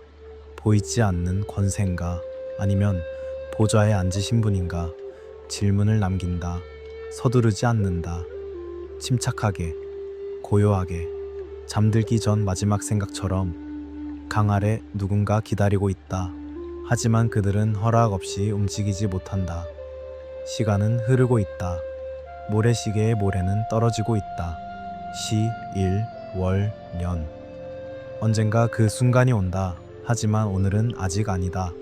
오늘은 아직 은혜의 날이다. 오늘은 아직 돌아설 수 있는 날이다. 편히 쉬십시오. 그리고 깨어 있으십시오. 모순처럼 들리지만 이것이 계시록이 주는 권면입니다. 평안히 잠들되 마음은 깨어 있으십시오. 두려워하지 말되 준비하십시오. 역사는 하나님 손에 있습니다. 당신의 삶도 그분 손에 있습니다. 이 채널을 구독하시고 후원해 주시면 앞으로 더 많은 역사 이야기를 미리 만나실 수 있습니다. 고대의 전쟁, 잊힌 왕국, 숨겨진 비밀. 우리는 계속해서 과거를 걸으며 그 안에서 현재를 비추는 거울을 찾을 것입니다. 함께 걸어주셔서 감사합니다. 강은 흐르고 밤은 깊어가고 별들은 제 자리를 지킵니다. 모든 것이 정해진 때를 기다립니다. 당신도 편히 쉬십시오. 내일 아침 새로운 하루가 올 것입니다. 그리고 언젠가 마지막 아침도 올 것입니다. 하지만 그때까지 우리는 살아갑니다. 깨어 있으며 준비하며 소망하며. 강이 마르는 소리는 조용하다. 폭포가 무너지듯 요란하지 않다. 그저 물줄기가 가늘어지고 자갈이 드러나고 강바닥에 흙이 햇빛을 받기 시작한다. 사막에 바람이 불어온다. 물 위를 스치던 바람이 이제 마른 땅 위를 지나간다. 유프라테스가 마른다. 계시록 16장 12절. 여섯째 천사가 그 대접을 큰 강 유프라테스에 쏟음에 강물이 말라서 동방에서 오는 왕들의 길이 예비되더라. 이것은 기상현상의 기록이 아니다. 이것은 역사의 통로가 열리는 선언이다. 강이 경계였을 때 그것은 막고 있었다. 보호하고 있었다. 안과 밖을 구분했다. 하지만 강이 길이 될 때 그것은 열어준다. 통로가 된다. 억제가 해제되는 순간 우리는 이미 유프라테스를 여러 번 지나왔다. 에덴의 네 강 중 하나로, 아브라함 언약의 경계선으로, 바벨론 포로의 슬픔으로, 그리고 계시록 9장에서 결박된 네 천사의 장소로, 이제 16장에서 같은 강이 다시 등장한다. 하지만 이번에는 결박이 풀리는 것이 아니라 강 자체가 사라진다. 물이 마른다. 길이 열린다. 동방에서 오는 왕들을 위하여. 동방의 왕들, 이 문구는 고대 세계의 기억을 불러온다. 유프라테스 너머 동쪽, 페르시아, 파르티아, 메데, 그 광활한 땅에서 일어난 제국들. 그들은 서쪽을 향해 행군했다. 말 발굽이 땅을 울렸다. 수레바퀴가 먼지를 일으켰다. 군대의 행렬이 지평선을 가득 메웠다. 하지만 유프라테스는 그들을 막았다. 강은 자연적 방벽이었다. 건너기 어려운 경계였다. 하지만 만약 그 강이 마른다면, 만약 길이 열린다면, 서쪽으로 가는 길이 평탄해진다면, 고대 세계에서 유프라테스는 문명의 대동맥이었다. 무역로였다. 군사로였다. 사상의 통로였다. 동과 서가 만나는 지점, 제국들이 충돌하는 전선. 그 강을 따라 군대가 이동했고 상인이 오갔으며 정복자가 꿈을 꾸었다. 지도 위의 혈관처럼 그 강은 역사의 흐름을 실어 날랐다. 그리고 이제 계시록은 말한다. 그 강이 마른다고, 혈관이 비워진다고, 통로가 열린다고. 먼지 위에 발자국, 말 발굽 소리가 아니라 발자국의 흔적을 상상해보라. 한 걸음, 또 한 걸음, 천천히 모여드는 군대. 서두르지 않는다. 왜냐하면 때가 정해져 있기 때문이다. 강이 마르는 것도 때가 있고 모이는 것도 때가 있다. 계시록의 시간은 급하지 않다. 그것은 정화하다, 정밀하다. 시와 날과 달과 해처럼. 하지만 강이 마른다는 것은 인간이 만든 길이 아니다. 이것은 허락된 길이다. 하나님이 대접을 쏟으심으로 강이 마른다. 이것은 자연재해가 아니라 섭리의 행위다. 왜 하나님은 침략의 길을 여시는가? 왜 적들이 모이도록 허락하시는가? 이것은 역설이다. 하지만 성경은 반복해서 이 패턴을 보여준다. 하나님은 악을 억제하시다가 정해진 때에 풀어주신다. 바로의 마음을 강팍하게 하시고 출애굽의 드라마를 완성하셨듯이 고그와 마곡이 이스라엘을 치도록 허락하시고 그들을 멸하실 것이라 예언하셨듯이 강이 마르는 것은 심판의 한 단계다. 억제가 해제되는 순간 그동안 갇혀있던 것들이 움직이기 시작한다. 9장에 네 천사가 풀려났고 2억의 군대가 나아갔다. 이제 16장에서 동방의 왕들이 서쪽으로 온다. 숫자의 공포에서 지리의 공포로. 하지만 둘 다 같은 흐름이다. 이동, 집결, 모임, 마지막을 향한 수렴. 청자여, 우리는 어떤 길이 열릴 때 언제나 그것을 기회라고 부른다. 새로운 가능성, 확장의 순간. 하지만 성경은 때로 그것을 심판의 통로라 부른다. 열린 길 위로 언제나 좋은 것만 오지 않는다. 때로는 시험이 온다. 때로는 적이 온다. 때로는 우리 자신의 어둠이 온다. 강이 마르는 것은 기적일 수 있다. 홍해가 갈라졌을 때처럼, 요단강이 멈췄을 때처럼. 하지만 유프라테스가 마를 때 그것은 다른 의미를 가진다. 구원의 길이 아니라 심판의 길, 모임의 길. 열린 길 위로는 군대만 오지 않는다. 보이지 않는 선동의 숨결도 함께 온다. 속삭임이 온다. 유혹이 온다. 거짓 약속이 온다. 계시록 16장은 강이 마른 직후 즉시 다음 장면을 보여준다. 용의 입과 짐승의 입과 거짓 선지자의 입에서 개구리 같은 새 더러운 영이 나오더라. 강이 열리고 영들이 나온다. 물리적 통로와 영적 통로가 함께 열린다. 이것이 종말의 본질이다. 보이는 것과 보이지 않는 것이 겹쳐진다. 땅의 전쟁과 하늘의 전쟁이 하나로 수렴한다. 물 위에 잔물결이 인다. 습지의 공기가 무겁다. 개구리 소리를 직접 듣지 않아도 우리는 그 분위기를 안다. 축축함, 어둠, 미끄러운 표면. 계시록 16장 13절. 또 내가 봄에 용의 입과 짐승의 입과 거짓 선지자의 입에서 개구리 같은 새 더러운 영이 나오니, 개구리 같은 영들, 이것은 기이한 표현이다. 왜 개구리인가? 개구리는 고대 세계에서 부정한 동물로 여겨졌다. 레위기의 정결 규정에서 언급되지는 않지만 습지와 어둠에 사는 생물로서 불결함의 이미지를 가졌다. 출애굽기의 두 번째 재앙도 개구리였다. 애굽 전역을 뒤덮은 개구리들, 집 안으로 침실로 반죽 그릇 속으로 들어온 개구리들. 그것은 침투의 이미지였다. 막을 수 없는 확산. 계시록의 개구리 같은 영들도 비슷하다. 그들은 침투한다. 스며든다. 조용히 퍼져나간다. 전쟁은 칼로 시작되지 않는다. 전쟁은 먼저 말로 시작된다. 징후로 시작된다. 기적으로 시작된다. 소문으로 시작된다. 계시록 16장 14절. 그들은 귀신의 영이라 이적을 행하여 온 천하 왕들에게 가서 하나님 곧 전능하신 이의 큰 날에 있을 전쟁을 위하여 그들을 모으더라. 이적을 행한다. 기적을 보여준다. 그것이 더러운 영들의 전략이다. 사람들은 이적을 보고 따라온다. 진리를 따르는 것이 아니라 표적을 따른다. 신기함을 따른다. 힘을 따른다. 더러운 영들의 역할은 선동이다. 사람들의 공포를 모은다. 탐욕을 모은다. 분노를 모은다.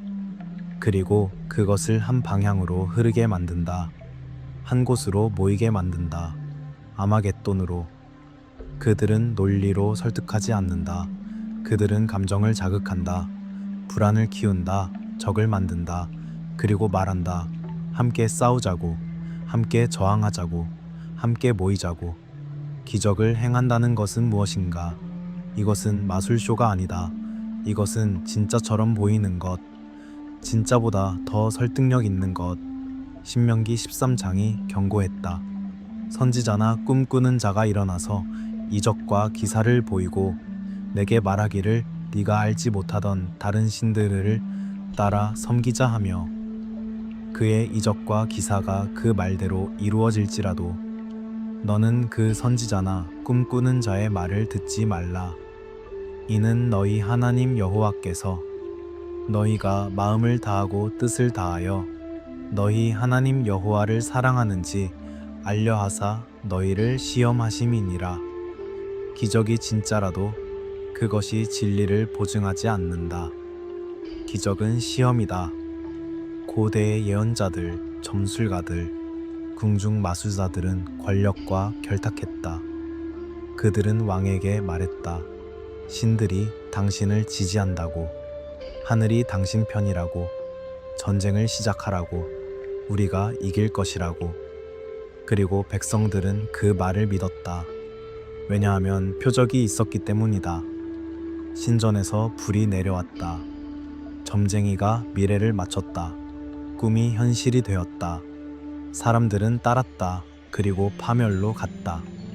진실과 거짓의 싸움보다 더 무서운 것이 있다. 피곤한 마음이 진실을 포기하는 순간이다. 사람들은 진리를 몰라서 거짓을 따르지 않는다. 사람들은 진리가 불편해서, 진리가 요구하는 것이 많아서, 진리를 지키는 것이 힘들어서 거짓을 택한다. 거짓은 편안하다. 거짓은 당신이 듣고 싶은 말을 한다. 거짓은 당신의 욕망을 정당화해 준다. 거짓은 당신에게 적을 제공하고 그 적을 무찌르면 모든 문제가 해결된다고 속삭인다. 우리도 종종 편안한 거짓을 선택하지 않았는가? 불편한 진실보다 기분 좋은 거짓말을, 변화를 요구하는 진리보다 현상 유지를 허락하는 합리화를. 우리는 스스로에게 말한다. 모두가 그렇게 하니까, 시대가 바뀌었으니까, 나만 이러는 것이 아니니까. 그리고 조금씩, 조금씩 우리는 진리에서 멀어진다. 선동에 익숙해진다. 거짓 기적에 둔감해진다. 계시록 9장에서 우리는 보았다. 재앙 이후에도 사람들은 회개하지 않았다. 그들은 여전히 귀신과 우상을 붙잡았다. 여기 16장에서 그 패턴이 심화된다. 이제 더러운 영들이 적극적으로 나선다. 그들은 기다리지 않는다. 그들은 찾아간다. 왕들에게 가서 모은다. 선동은 죄를 새 것으로 만드는 것이 아니라 오래된 죄를 정당화해준다. 당신의 교만은 자존심이 된다. 당신의 탐욕은 야망이 된다. 당신의 분노는 정의가 된다. 그리고 당신은 그 이름으로 전쟁터로 나간다. 군대가 모이기 전에 먼저 마음이 모인다. 먼저 이야기가 모인다. 먼저 정당화가 모인다. 개구리 같은 영들은 물리적 힘이 아니라 심리적 힘을 사용한다. 그들은 검을 들지 않는다. 그들은 말을 한다. 속삭인다. 유혹한다. 그리고 사람들은 스스로 검을 든다. 스스로 모인다. 스스로 전쟁을 선택한다. 이것이 선동의 무서움이다. 피해자가 자발적 가해자가 되는 순간 그들이 모이는 곳. 계시록 16장 16절. 히브리어로 아마겟돈이라 하는 곳으로 왕들을 모으더라. 아마겟돈. 그 이름은 우리를 기다리고 있다. 그 장소는 우리를 부른다. 조용한 평야. 하지만 그 위로 모여드는 그림자들. 바람에 풀이 눕는다. 먼 산에 윤곽이 흐릿하다. 낮은 구름이 지평선을 가린다. 전쟁 전의 고요. 이것이 아마겟돈이다. 소란스럽지 않다. 아직은 고요하다. 하지만 그 고요 속에서 무언가 모이고 있다. 계시록 16장 16절. 히브리어로 아마겟돈이라 하는 곳으로 왕들을 모으더라. 아마겟돈.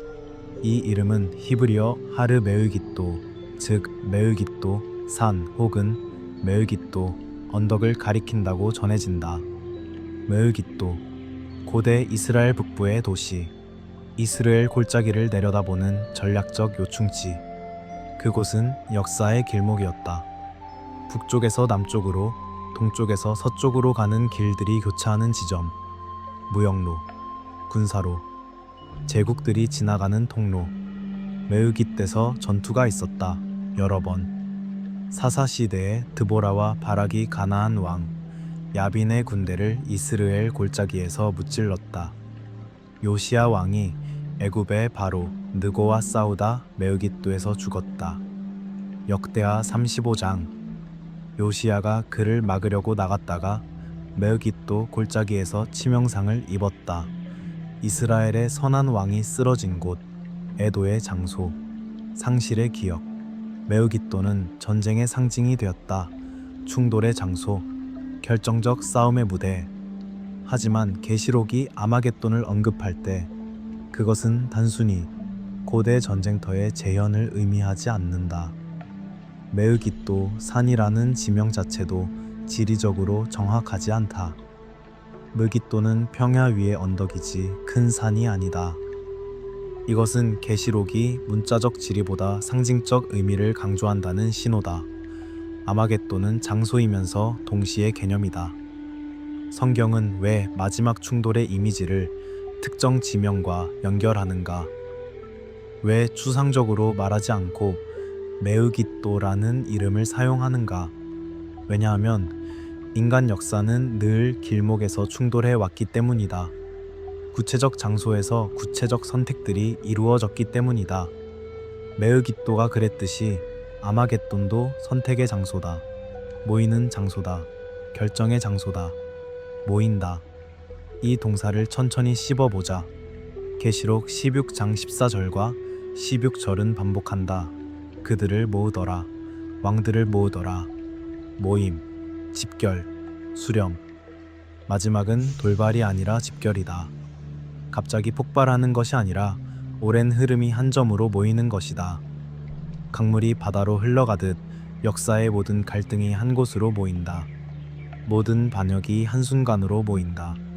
모든 선택이 한 결과로 모인다. 파트 5에서 우리는 유프라테스를 경계로 보았다.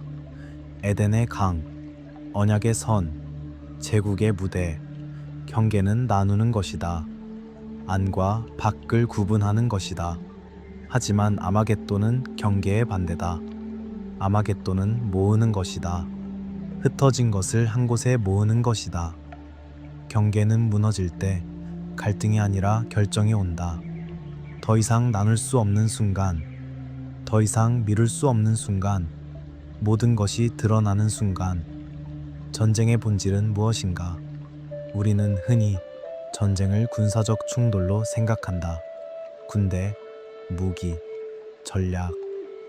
하지만 성경은 전쟁을 다르게 본다. 전쟁은 예배의 충돌이다.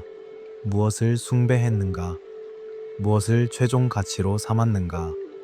누구를 주인으로 섬겼는가? 이것이 충돌을 만든다. 출애굽 이야기를 보라. 핵심은 군사력이 아니었다. 핵심은 예배였다. 내 백성을 보내라. 그들이 나를 섬기게 하라. 바로는 거절했다. 나는 여호와를 알지 못한다. 이것은 신학적 거절이었다. 그리고 그 거절이 재앙을 불렀다. 아마겟돈도 마찬가지다. 왕들이 모인다. 군대가 모인다. 하지만 그들은 단순히 영토나 자원을 위해 싸우지 않는다. 그들은 궁극적 권위를 위해 싸운다. 누가 진짜 주인인가? 누가 진짜 왕인가? 짐승인가? 어린 양인가? 사람은 결국 자신이 사랑한 것을 지키기 위해 싸운다. 자신이 믿은 것을 위해 목숨을 건다. 그리고 종말에 모든 사람의 사랑이 시험받는다. 무엇을 더 사랑했는가? 누구를 더 사랑했는가? 아마겟돈은 장소이면서도 상태다. 지리적 좌표이면서도 심리적 조건이다. 마음이 완고해진 상태, 거짓에 굳어진 상태, 더 이상 돌아설 수 없다고 믿는 상태. 바로가 그랬다. 재앙을 겪어도 경고를 들어도 그는 마음을 강팍하게 했다. 메우깃도에서 요시야가 그랬다. 선지자의 경고를 무시하고 전투에 나갔다. 아마겟돈에 모인 왕들도 그렇다. 그들은 더러운 영들의 선동을 받았고 거짓 기적을 보았으며 자신들이 이길 수 있다고 믿는다. 하지만 계시록은 조용히 말한다. 마지막에 가장 큰 소리가 전쟁에서 나오지 않는다고. 가장 큰 소리는 하늘에서 들린다고. 전쟁의 함성이 아니라 선언의 음성이. 아마겟돈의 결과는 인간 군대의 용맹에 달려있지 않다. 그것은 보좌에 앉으신 분의 말씀에 달려있다. 그리고 그 말씀은 이미 결정되었다. 큰 음성이 온다. 다 이루었다는 선언이. 천둥이 아니다. 멀리서 느껴지는 낮은 울림이다. 땅을 흔드는 진동. 하늘에서 내려오는 무게. 계시록 16장 17절. 일곱째 천사가 그 대접을 공중에 쏟음에 큰 음성이 성전에서 보좌로부터 나서 이르되 다 이루었다 하시니. 다 이루었다. 테텔레스타이. 완료되었다. 끝났다. 더 이상 미루어지지 않는다. 예수님이 십자가에서 하신 마지막 말씀도 같은 단어였다. 다 이루었다. 요한복음 19장 30절. 예수께서 신 포도주를 받으신 후에 이르시되 다 이루었다 하시고 머리를 숙이니 영혼이 떠나가시니라. 십자가에서 그 말씀은 구원의 완성을 의미했다. 속죄의 완료. 죄값이 다 지불되었음. 하지만 계시록 16장에서 같은 말씀은 심판의 완성을 의미한다. 더 이상 유예가 없다. 더 이상 부분 심판이 아니다. 이제 최종 국면이다. 다 이루었다. 이것은 완료의 공포가 아니라 완료의 확정이다. 시간의 문이 닫힌다. 노아 시대의 방주문이 닫혔듯이 안에 있는 자는 안에, 밖에 있는 자는 밖에. 더 이상 드나들 수 없다. 선택의 시간이 끝났다. 결과의 시간이 시작된다. 계시록의 심판은 왜 단계적으로 진행되는가? 우리는 이미 보았다. 7인, 7 나팔, 7 대접. 각 단계는 경고다. 일가음이다. 돌아오라는 부르심이다. 이는 역사의 흐름을 드러낸다. 나팔은 부분 심판으로 경고한다. 대접은 최종 진노를 쏟는다. 경고 화살표 부분, 심판 화살표 최종 선언. 이것이 구조다. 하나님은 갑자기 치지 않으신다. 그분은 반복해서 알리신다. 기회를 주신다. 하지만 결국 완료의 순간이 온다. 일곱째 대접이 쏟아진다. 계시록 16장 18절부터 21절. 번개와 음성들과 우레소리가 있고 또 큰 지진이 있어 땅에 사람이 있어온 이래로 이같이 큰 지진이 없었더라. 큰 성이 세 갈래로 갈라지고 만국의 성들도 무너지니 큰 바벨론이 하나님 앞에 기억하신 바 되어 그의 맹렬한 진노의 포도주 잔을 받음에 각 섬도 없어지고 산악도 간데 없더라. 또 무게가 한 달란트나 되는 큰 우박이 하늘로부터 사람들에게 내리매 사람들이 그 우박의 재앙 때문에 하나님을 비방하니 그 재앙이 심히 크미러라. 세 갈래로 갈라진 큰 성, 무너진 만국의 성들, 사라진 섬들, 없어진 산들. 이것은 창조 질서의 해체다. 땅의 기초가 흔들린다. 인간이 쌓은 모든 구조가 무너진다. 성은 권력의 상징이다. 안전의 상징이다. 문명의 상징이다. 하지만 그 성들이 갈라지고 무너진다. 섬은 고립된 안식처다. 산은 영원함의 상징이다. 시편 기자는 노래했다. 산들이 흔들릴지라도 우리는 두려워하지 않으리니. 하지만 이제 산들이 정말로 간데 없다. 인간이 의지할 만한 모든 것이 제거된다. 바벨론, 큰 바벨론. 계시록은 바벨론을 반복해서 언급한다. 14장, 17장, 18장. 바벨론은 역사적 도시를 넘어 상징이 되었다. 교만의 상징, 사치의 상징, 권력의 취기, 자기 신격화, 하나님 없이 세운 제국. 창세기 11장의 바벨탑 이래 바벨론은 인간 반역의 원형이었다. 그리고 이제 그 바벨론이 하나님 앞에 기억하신 바 된다. 잊히지 않았다. 간과되지 않았다. 모든 교만이 기록되어 있었다. 모든 죄악이 쌓여 있었다. 그리고 때가 참에 진노의 잔을 받는다. 역사적 도시들의 폐허를 상상해 보라. 바빌론의 무너진 성벽, 로마의 부서진 기둥, 페르시아의 황폐한 궁전. 인간은 영원할 것처럼 짓는다. 우리는 견고하게 짓는다. 높이 짓는다. 화려하게 꾸민다. 하지만 시간 앞에서 그리고 심판 앞에서 모든 것이 무너진다. 모래가 바람에 날리듯 돌들이 흩어진다. 소리 없이 천천히 하지만 확실하게.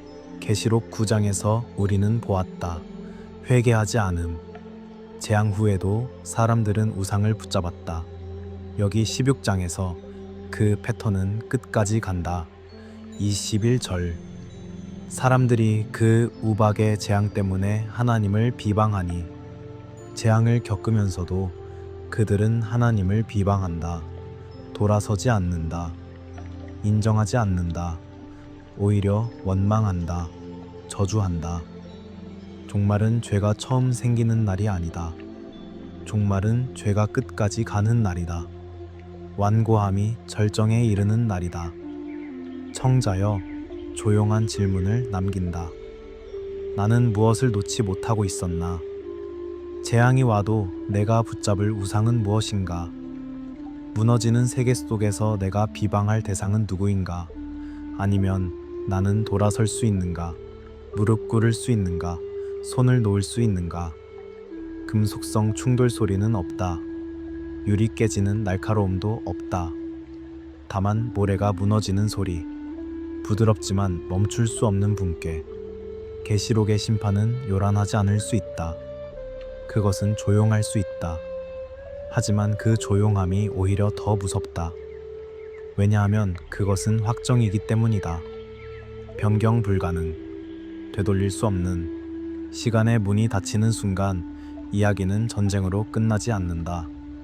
계시록은 뜻밖에도 혼인과 빛으로 간다. 심판 이후가 아니라 심판 너머. 파괴 이후가 아니라 회복. 계시록 19장은 하늘의 큰 무리가 외치는 소리를 전한다.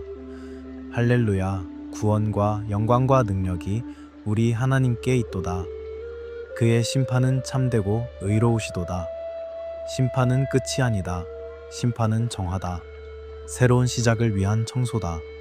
시간은 닫히지만 영혼은 열린다. 이것이 계시록의 역설이다. 큰 음성이 다 이루었다고 선언할 때 어떤 것은 끝나지만 어떤 것은 시작된다. 옛 하늘과 옛 땅은 물러가지만 새 하늘과 새 땅이 온다. 우리는 이제 그곳으로 간다. 처음의 강물 소리로 돌아온다. 하지만 이번에는 유프라테스가 아니다.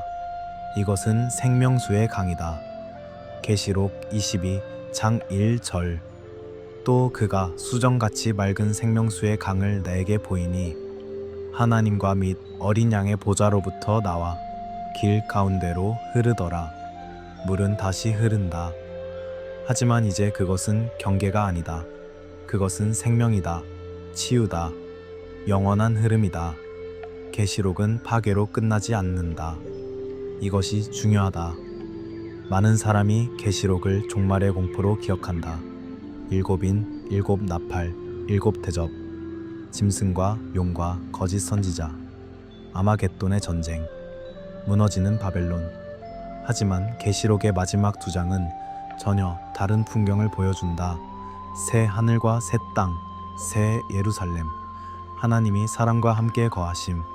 눈물의 종결, 죽음의 종결, 슬픔의 종결. 계시록 21장 1절.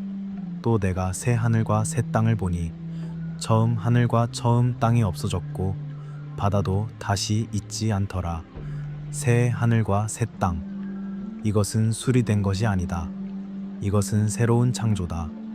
처음 창조가 타락했고 저주받았으며 죄로 얼룩졌다. 하지만 새 창조는 그 모든 것으로부터 자유롭다. 깨끗하다. 온전하다. 바다도 다시 있지 않더라. 이것을 문자 그대로 받아들일 필요는 없다. 고대 세계에서 바다는 혼돈의 상징이었다. 위협의 상징이었다. 창세기 1장의 기품, 시편의 거센 물결, 요나를 삼킨 바다, 계시록 13장에서 짐승이 올라온 바다. 바다는 통제되지 않는 힘을 나타냈다. 하지만 새 창조에서 바다는 없다. 혼돈이 없다. 위협이 없다. 두려움이 없다. 도성. 계시록 21장 2절.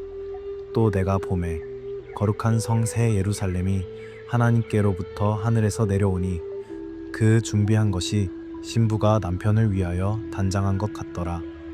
도시가 하늘에서 내려온다. 인간이 하늘로 올라가는 것이 아니라 하늘이 땅으로 내려온다. 바벨탑은 인간이 하늘에 이르려는 시도였다. 하지만 새 예루살렘은 하나님이 땅에 이르시는 선물이다. 인간의 노력이 아니라 하나님의 은혜. 도성에는 벽이 있다. 문이 있다. 계시록 21장 12절에서 27절. 크고 높은 성곽, 12문, 12기초석. 그런데 이 성의 문은 낮에 닫히지 않는다. 그리고 거기는 밤이 없다. 이것은 무엇을 의미하는가? 문은 보통 방어를 위해 닫힌다. 적으로부터 보호하기 위해. 하지만 새 예루살렘에는 적이 없다. 위협이 없다. 그래서 문은 항상 열려 있다. 환영의 자세, 개방성, 안전 속의 자유. 밤이 없다는 것은 두려움이 없다는 뜻이다. 밤은 어둠의 시간이다. 숨는 시간이다. 두려워하는 시간이다. 시편 91편. 밤에 퍼지는 전염병. 어둠 중에 행하는 재앙. 하지만 새 창조에는 밤이 없다. 하나님의 영광이 그곳을 비추고 어린 양이 등불이 되시기 때문이다. 끝없는 낮, 끝없는 빛, 끝없는 안전. 계시록 21장 3절과 4절. 내가 들으니 보좌에서 큰 음성이 나서 이르되 보라, 하나님의 장막이 사람들과 함께 있음에 하나님이 그들과 함께 계시리니 그들은 하나님의 백성이 되고 하나님은 친히 그들과 함께 계셔서 모든 눈물을 그 눈에서 닦아주시니 다시는 사망이 없고 애통하는 것이나 곡하는 것이나 아픈 것이 다시 있지 아니하리니 처음 것들이 다 지나갔음이러라. 하나님이 함께 계신다. 이것이 핵심이다. 에덴에서 하나님은 사람과 함께 거니셨다. 하지만 타락 후 분리가 왔다. 추방이 왔다. 성막과 성전은 하나님의 임재를 상징했지만 여전히 거리가 있었다. 지성소는 대제사장만 1년에 한 번 들어갈 수 있었다. 하지만 새 예루살렘에서 하나님의 장막이 사람들과 함께 있다. 거리가 없다. 분리가 없다. 휘장이 없다. 그분이 친히 함께 계신다. 모든 눈물을 닦아주신다. 이 문장을 천천히 읽어보라. 하나님이 직접 눈물을 닦아주신다. 멀리서 명령하시는 것이 아니라 가까이 오셔서 손수 닦아주신다. 이것은 친밀함이다. 돌보심이다. 위로다. 이 세상에서 흘린 모든 눈물, 상실의 눈물, 배신의 눈물, 고통의 눈물, 그 모든 눈물을 하나님이 아신다. 기억하신다. 그리고 닦아주신다. 다시는 사망이 없다. 죽음이 종결된다. 죽음은 인간의 마지막 적이다. 고린도전서 15장 26절. 맨 나중에 멸망받을 원수는 사망이니라. 우리는 죽음을 피할 수 없었다. 죽음은 모든 사람의 운명이었다. 히브리서 9장 27절. 한번 죽는 것은 사람에게 정한 것이요. 하지만 새 창조에서 죽음은 없다. 고통도 없다. 슬픔도 없다. 처음 것들이 다 지나갔다. 유프라테스라는 이름을 다시 떠올려 보자. 우리는 긴 여정을 함께 했다. 에덴의 강, 생명의 물. 그러나 타락 후 경계가 되었다. 아브라함의 약속선, 제국들의 무대, 바벨론 포로의 슬픔, 계시록 9장의 결박 장소, 계시록 16장에서 마르는 강, 심판의 통로. 하지만 이제 우리는 다른 강가에 서 있다. 생명수의 강. 이 강은 유프라테스처럼 경계를 만들지 않는다. 이 강은 나누지 않는다. 이 강은 흐르며 생명을 준다. 계시록 22장 2절. 강 좌우에 생명나무가 있어 12가지 열매를 맺되 달마다 그 열매를 맺고 그 나무 잎사귀들은 만국을 치료하기 위하여 있더라. 생명나무. 에덴 이후 처음으로 다시 나타난다. 창세기 3장에서 사람은 생명나무로부터 차단되었다. 그룹들과 화염검이 길을 지켰다. 접근할 수 없었다. 하지만 이제 생명나무가 다시 자란다. 강 좌우에. 누구나 접근할 수 있는 곳에. 그리고 그 열매는 달마다 맺힌다. 끊임없는 공급, 끝없는 생명. 나무 잎사귀는 만국을 치료한다. 치유, 회복, 온전함. 이 세상에서 우리는 상처받았다. 깨어졌다. 병들었다. 하지만 새 창조에서 치유가 온다. 완전한 치유. 육체의 치유만이 아니라 마음의 치유, 관계의 치유, 역사의 치유. 만국이 치유받는다. 분열이 끝난다. 원수됨이 끝난다. 전쟁이 끝난다. 결박. 이 주제를 마지막으로 회수해보자. 우리는 내 천사가 결박된 이유를 물었다. 왜 즉시 멸하지 않고 감옥에 두셨는가? 이제 우리는 다르게 볼 수 있다. 결박은 공포를 키우기 위한 장치가 아니었다. 결박은 역사가 무너지지 않게 붙잡아둔 손길이었다. 억제가 있었기에 세상이 존속했다. 시간이 주어졌다. 기회가 주어졌다. 복음이 전파될 시간, 사람들이 돌아올 시간, 그리고 정해진 때가 되었을 때 결박이 풀렸다. 심판이 왔다. 하지만 그 심판조차 최종 목적은 파괴가 아니었다. 정화였다. 새 창조를 위한 준비였다. 옛 것을 지우고 새 것을 가져오기 위함이었다. 당신이 잠드는 동안에도 시간은 흘러간다. 하지만 그 흐름은 버려진 흐름이 아니다. 그것은 인도된 흐름이다. 목적을 향한 흐름이다. 강물처럼 역사는 흐른다. 때로 굽이치고, 때로 빨라지며, 때로 장애물을 만난다. 하지만 결국 강은 바다로 간다. 역사도 마찬가지다. 그것은 종착지를 향해 간다. 새 하늘과 새 땅을 향해. 하나님이 모든 것 되시는 그곳을 향해. 새벽빛이 천천히 밝아온다. 창가에 빛이 스민다. 아주 작은 새소리가 들린다. 밤이 지나가고 있다. 어둠이 물러가고 있다. 이것이 계시록의 마지막 이미지다. 공포가 아니라 평온, 파괴가 아니라 회복, 끝이 아니라 시작. 계시록 21장 5절. 보좌에 앉으신 이가 이르시되 보라 내가 만물을 새롭게 하노라 하시고 만물을 새롭게. 이것이 약속이다. 유프라테스의 강가에서 시작된 우리의 여정이 생명수의 강가에서 끝난다. 결박의 어둠에서 시작된 이야기가 자유의 빛으로 끝난다. 심판의 공포에서 시작된 질문이 회복의 소망으로 답을 얻는다. 그리고 우리는 다시 강물 소리로 돌아온다. 이제 그 소리는 두려움이 아니다. 그것은 안식이다. 평화다. 영원한 흐름이다. 당신은 이 소리를 들으며 잠들 수 있다. 왜냐하면 이 강은 마르지 않기 때문이다. 이 강은 항상 흐르기 때문이다. 하나님과 어린 양의 보좌로부터 영원히 편히 쉬십시오.